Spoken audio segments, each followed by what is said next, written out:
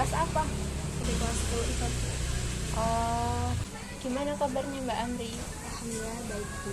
Ini habis pelajaran apa? Matematika Bu. Matematika. Gimana pelajarannya? Itu lah Bu, nggak enak soalnya saya nggak suka. Oh, nggak suka matematika.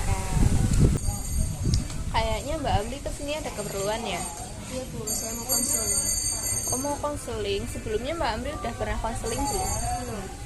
Belum. Terus Mbak Amri itu udah tahu belum konseling itu apa? Belum juga. Nah, jadi konseling itu bantuan yang diberikan secara profesional oleh konselor kepada konseli atau klien. Nah, di sini saya ini guru BK ya, di sini berperan sebagai konselor. Sementara Mbak Amri di sini itu menjadi konseli atau klien. Jadi di sini saya sebagai konselor akan membantu Mbak Amri dalam menangani masalah gitu ya Mbak Amri. Oh gitu ya.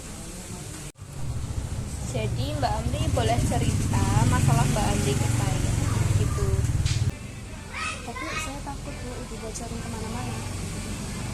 Mbak Amri nggak perlu takut ibu membocorkan masalahnya Mbak Amri ya, karena dalam konseling ini kita ada asas yang namanya kerahasiaan. Jadi asas kerahasiaan ini menjamin rahasia klien, masalah klien yang nggak akan bocor kemana-mana ke pihak luar, dan konselor yang menjamin gitu Mbak Amri. Oh iya Bu. Sepertinya Mbak Amri ada masalah ya. Iya Bu, tentunya ada. Mbak Amri sekarang boleh cerita apa yang mengganjal di hati Mbak Amri? Jadi saya itu takut bergaul sama teman kelas. Takut bergaul. Kenapa itu? Karena saya dulu pas SMP itu pernah jadi bahan bully Bu. Oh, jadi bahan bully. Kalau boleh tahu bulinya itu yang gimana ya? Seperti diolok-olok, dijailin, terus dipanggil dengan pakai kata-kata yang kasar, dan masih banyak lagi lah Bu. Oh, karena itu kamu jadi takut untuk bergaul lagi. Ini Bu, padahal dulu saya pengen bergaul sama dia. Kalau boleh tahu alasan kamu dibully itu kenapa? Dulu kan saya itu ya Bu, rajin, senang baca buku gitu ya. Bisa dibilang itu saya kutu buku, dan saya itu mendapatkan peringkat 1. Nah dari situ teman-teman saya itu mulai nggak suka. Padahal saya itu udah berusaha mendekat sama mereka, baik sama mereka, tapi malah mereka tuh bilang saya itu sok baik. Oh, jadi begitu.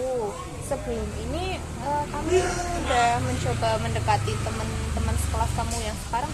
Belum sih Bu. Oh, kamu masih merasa takut ya? Iya Bu, padahal sebenarnya saya tuh juga pengen bergaul sama mereka. Oh, berarti Ibu simpulkan sekarang kamu itu takut untuk bergaul dengan teman sekelas kamu yang sekarang karena kamu itu pernah dibully waktu SMP dulu sama teman sekelas kamu.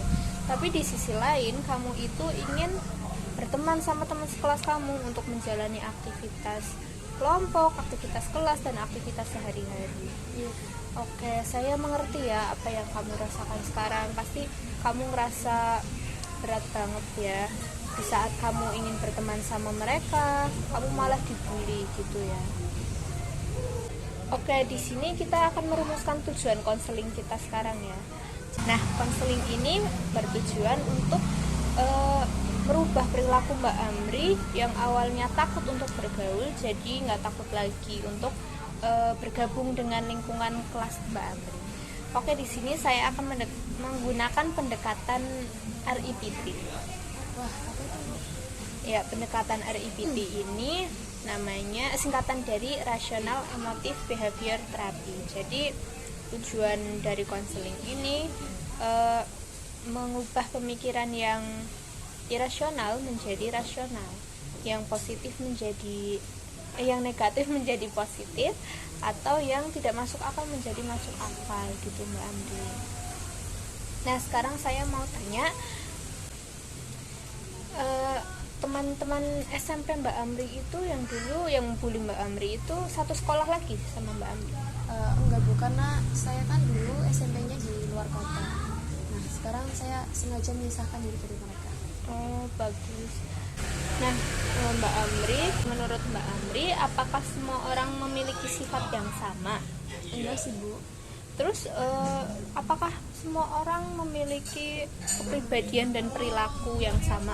Enggak juga. Enggak juga ya.